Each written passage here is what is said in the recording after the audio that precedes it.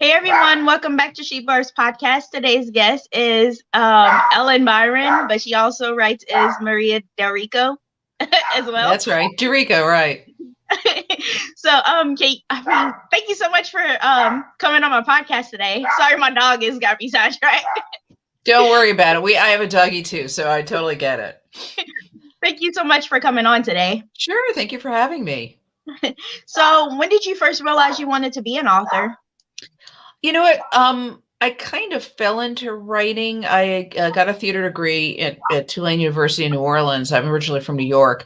And, so I started out as a performer, and then gradually there's not a lot of work and I need to keep myself busy. So I started writing plays, and the plays started getting published and produced. So then I had to earn a living.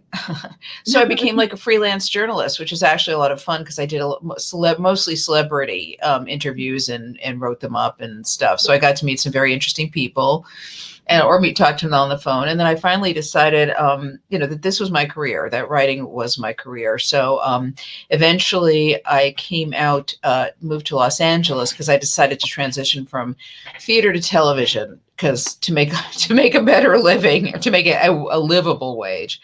So I came out to Los Angeles and wrote for TV for years. Shows you would have heard of, a lot of shows you never heard of, and then shows you would have heard of, like Wings or Just Shoot Me or Fairly Odd Parents.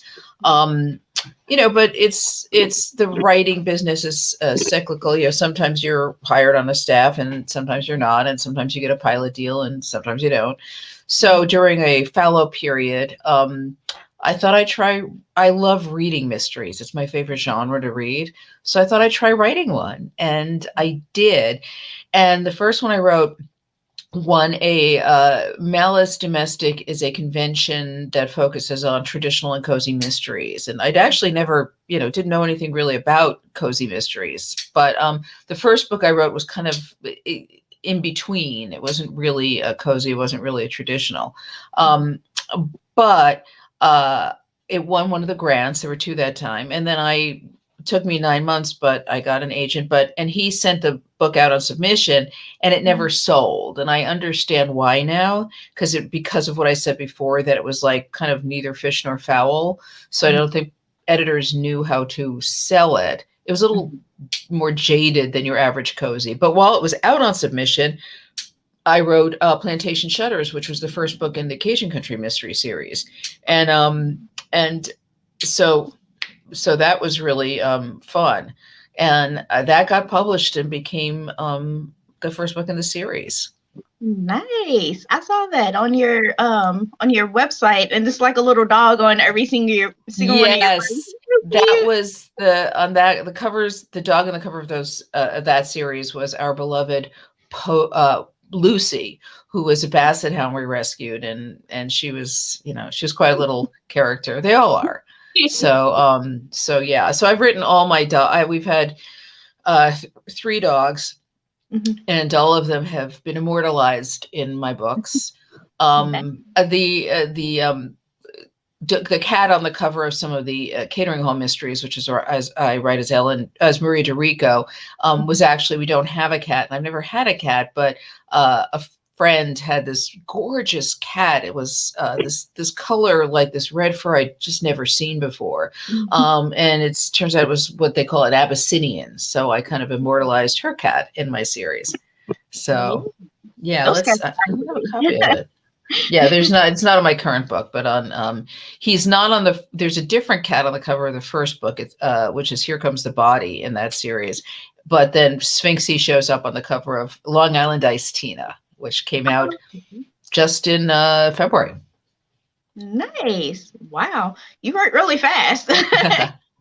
Well, it's my full-time job now, and I'm very organized or I do my best. I wouldn't say very, but I do my best because I come from a TV background. So as I said, I'm kind of trained to, create an outline and to meet deadlines, and, because in television, you don't have an excuse not to meet a deadline. It's right. Because the wheels the train keeps on, stays on the track and keeps on moving.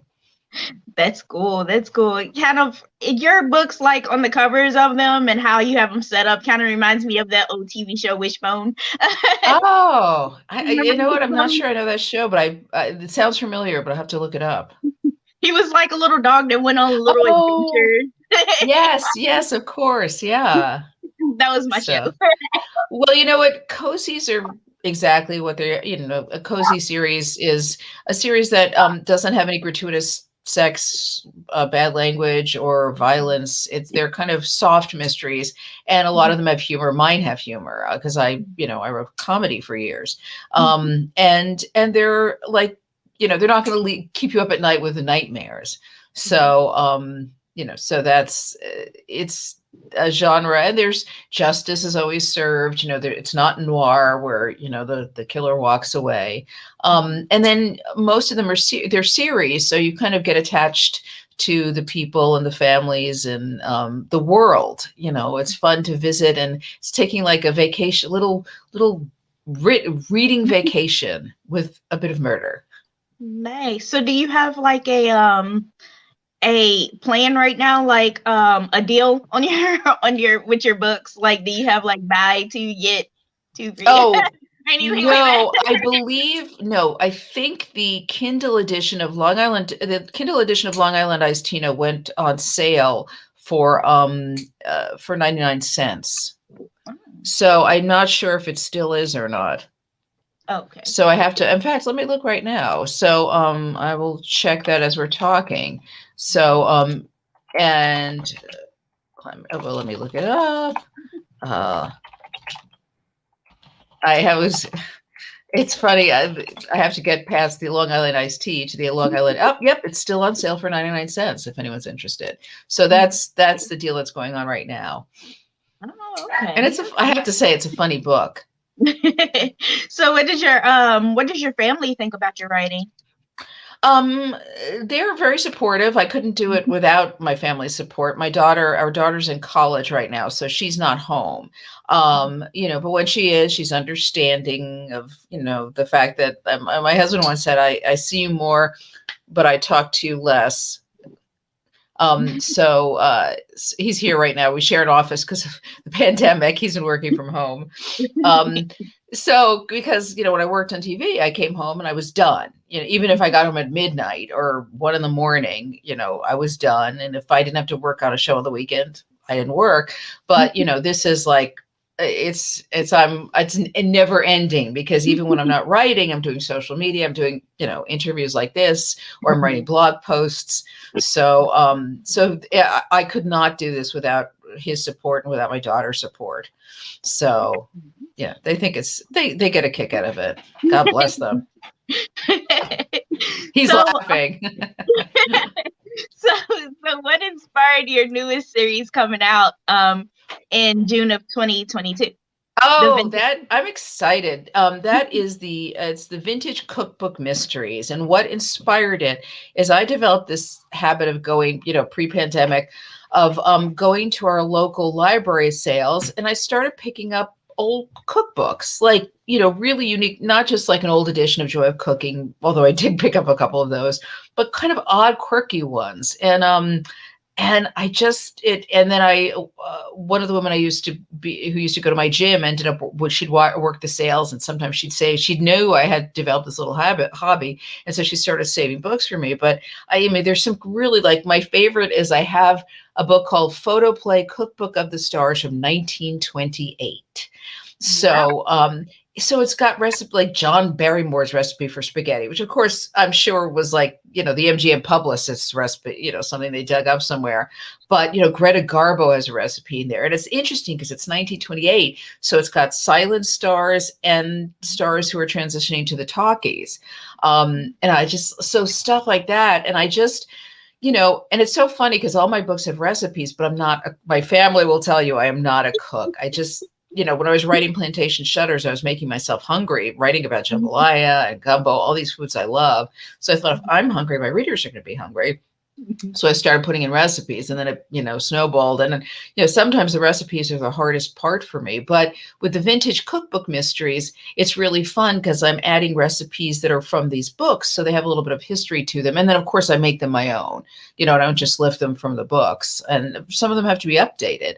And so the series, and I also set it in New Orleans, which is where I went to college. And it's just my favorite city in the world. And my protagonist opens up a shop, a woman who inherited this beautiful estate in the Garden District of New Orleans from her aunt, who was a bon vivant and a restaurateur, much like Ella Brennan of the famous restaurant Brennan's in Commander's Palace. Well, she's passed away, and her niece inherits her mansion, and she opens it as a culinary museum, house museum, like where you go for house tours with a culinary theme to it. And so my protagonist, Ricky James Diaz, opens a shop, Miss V, because the woman was Genevieve Charbonnet, and her nickname was V. So Miss V's Vintage Cookbook and Kitchenwares, where she sells collectible cookbooks and kitchenware. But also, Ricky was born in New Orleans. She was abandoned at the hospital, Charity Hospital, and adopted by the NICU nurse, who eventually, when Ricky was about 7, married a grip who was in town from LA working on a movie. So when Ricky was 7, she moved to Los Angeles with her parents. And then she was married to a guy who wanted to be famous doing something, and he became like a YouTuber and, doing stupid stunts, and died doing one of them. So now she's like a 28-year-old widow, and she decides to come back to New Orleans and start this shop and reclaim her life, kind of start over. And of course, being that they're cozies, unpleasant people die, and and she has to figure out why or who did it, because it's NOPD, the New Orleans Police Department. They're really busy, so she kind of helps them out and to save the place where she works and her own business. So I hope was that a good explanation? Yeah, Good. I want to read it now. Yeah, like thanks. I'm excited. Like... The first book is called Bayou Book Thief. And so I'm really I'm excited because it combines a lot of my interests. Yeah. And gives me more excuses to go to New Orleans, which I never mind. My daughter is actually in college. Our daughter's in college there. She's a senior at Loyola, so at the school next to where I went. Wow, that's awesome. Yeah. It really is. So do you go out there and visit her a lot? As much as we can. She's a senior, so I don't know if she's going to be there past graduation, but yeah, we go there when we can, and we time it to events like, for a few years, I love the Louisiana Book Festival. Happens the last week in October, but because of COVID, it hasn't happened in the last 2 years. So, but they're planning on it for 2022. But she may not be there then. So we'll be there in May at her graduation.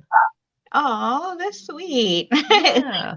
What was your hardest scene to write in all of your mysteries and your standalone books? Oh, what a good question. I don't know. You know what? I would say the hardest is the beginning.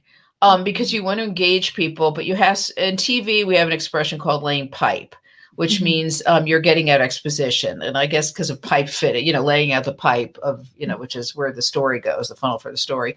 So always just getting those first couple of chapters down, because you have to get a lot of information across, but you don't want to bore people, and you don't want to do what's called an info dump, where you're just dumping information. You have to parse it out and decide, well, what do they need to learn in chapter 1 or 3?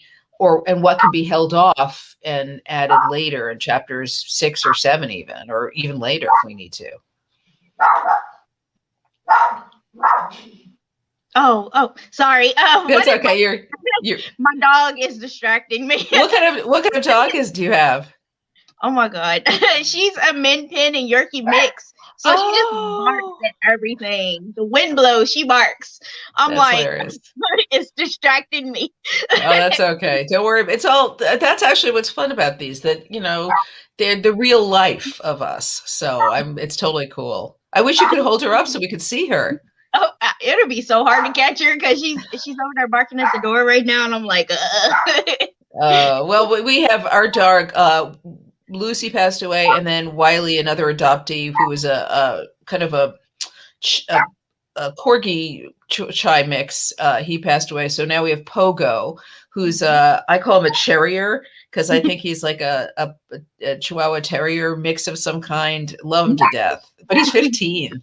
Doesn't know it though. He's 15. He has no idea he's that old. It's a shock to him. Does he still play around and jump around? Oh, absolutely. He wants, we're constantly throwing the ball to the point where we're like, oh my gosh, give us a break. And he has an injured back leg, and he just says, oh, well, I'm just going to be ignoring that and chasing the ball. So let's do it. That's funny.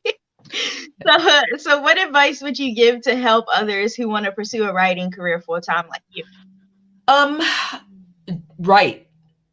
And if you can write, and just and don't worry if you start projects that don't go anywhere. You'll finally kick in and connect with one that does. And I was given the advice. I've really, because I've always earned my living as a writer, I can't afford writer's block. I have to break through it. But in 2016, in November of 2016, events in the country led me to have a case of writer's block. And someone got me through it by saying, just write 15 minutes a day. And if that's all you do, that's great. You've done it.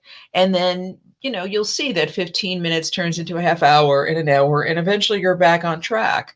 So, find 15 minutes of your day just to not go online and not talk to anyone, and just write. And whatever even if you're staring at a screen and just thinking, that counts as writing. I wrote a blog post called "The Zen of Picking Up Dog Poop," because when I was out there like just mindlessly doing that, because I wasn't thinking about, I was just in the moment doing my task, I had some of my most creative moments. I actually, in one of my books, in the acknowledgments, I thank Target, because I said I do some of my most creative thinking just wandering through your aisles. So, so let your mind wander and give yourself a start out slow and then see what happens. Yeah, that's really great advice. And the other advice I would add is like, be a student. I feel like, I've had a long career as a professional writer.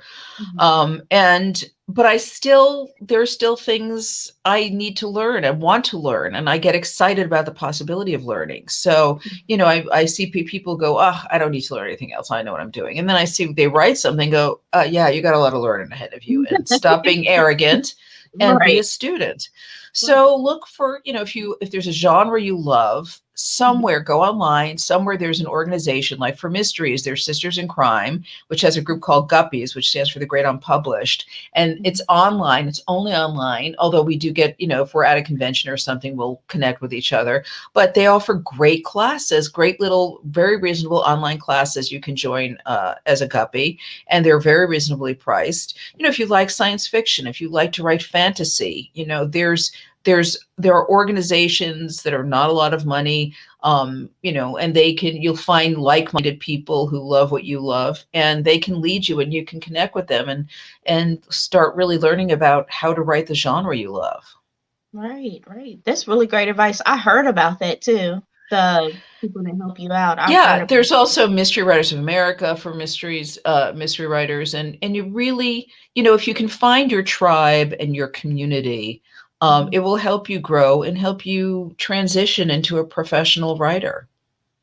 That's nice. So do you ever go to like book signings to where Yes. You do a lot of them? It's hard because being in Los Angeles, you're low man on the totem pole. I mean, it's like being in New York, it's not, the local bookstore can do better than you. So, but there are a lot of, in the South Bay, down south of here, there are some very supportive, specifically mystery related bookstores that I've done events at. And there are conventions and conferences within the mystery community. Like I mentioned, Malice Domestic, there's also Left Coast Crime. And I love Left Coast, and I'm going to be the Toastmaster, the 2023 Left Coast Crime, which moves around. Malice is always in Bethesda, Maryland. Left Coast Crime and BoucherCon, which is like the mothership of these conventions, those float around. And so it'll be in Tucson the year that I'm going to be the Toastmaster. But, there are probably, if you write romance, there's, RWA, Romance Writers of America. I know there are organizations for science fiction, and they all have an in-person element. Mm-hmm. That's good. That's good. Do they got a horror one? Yes, I'm sure they do. And like there's Thriller Fest. If you write thrillers, that happens in New York every year. And I've just listed some of the few. There are smaller. Then there are also, those are like conventions, but then there are conferences that are writer driven. Like out here every other year, we have the California Crime Writers Conference, and there's Sleuth Fest in Florida and Crime Bake in New England. And those are, really focused on the craft of writing, with a lot of experts talking and stuff. Oh, that's amazing. They have that help out there and that kind of resources. That's amazing. I'm gonna be doing a lot of research. Yeah. It's really, you really feel like you're part of a community, and and people are very supportive, and it's lovely. I really like it. Definitely. I want to thank you so much, Ellen, for coming on my Thank you. podcast today. Well, thank you for having me. You have a great day. Well, can I just, before we go, let me show you my books. It's beginning to look like a lot like Murder. Launches actually on Tuesday, and that's the third of the series. And those books are really reasonable. You can actually buy all three of them. Right now there are three out. You can buy all three for under $30, so it's a great Christmas present. And this was my most recent Cajun Country Mystery, Cajun Kiss of Death. And there's the dog you were talking about, our late Lucy. Oh, but since Halloween, I don't know when this is going to air, but this is like my favorite cover, because the cover designer made Lucy look like who's named Gopher in the book and is male in the book for reasons I have no idea, but dressed him up as a vampire. That's cute. I saw that on there. Oh, we're live now, so people are watching now. Oh my goodness. I didn't even know we were live. Yeah. Oh my gosh. Okay, well, hello, there you go. Well, good. Then Halloween is coming, and you may enjoy it. I'll just say that book was so much fun to write, because I utilized, I went on a tour, a Creole mourning, as in mourning for someone, the loss of someone, a Creole mourning tour at St. Joseph Plantation, and learned so much about Victorian, and the Creole and Cajun, how they treated death. And I tried to incorporate it in the book. So it's a really fun, I have to say, it's a really fun Halloween read. That's amazing. That's the one that won Best of 2020. Yes, that won Best Humorous Mystery of 2020 from Left Coast Crime. And then Mardi Gras Murder won an Agatha Award for Best Contemporary Novel for 2018. Wow, that's cool. Yeah. I see it at the bottom that they won a lot of, all of your books won a lot of awards. Wow. I've won 3 Best Humorous Mystery Awards from Left Coast Crime. So Lefty Awards, they're called. Wow. Yeah. Amazing. So I want to thank you so much again. Thank you. You have a great day. You too. Take care. Bye. Bye. Hey everyone, I want to thank you all so much for listening to my interview with Ellen. She has a lot of Cajun country mysteries books. Right now, book 7 is out, so that's what we discussed. And she has a new series coming out next year in June of 2022. And that's a mystery series, mysteries. And then she has standalone books, or Catering Hall mysteries books. So those are pretty cool. It's beginning to look a lot like Murder, so I'm super excited to read that. It's on my to be read list, so I'm super excited to read it and to get my review out. So I hope you all have a great day and make great choices, and just read. Bye, y'all.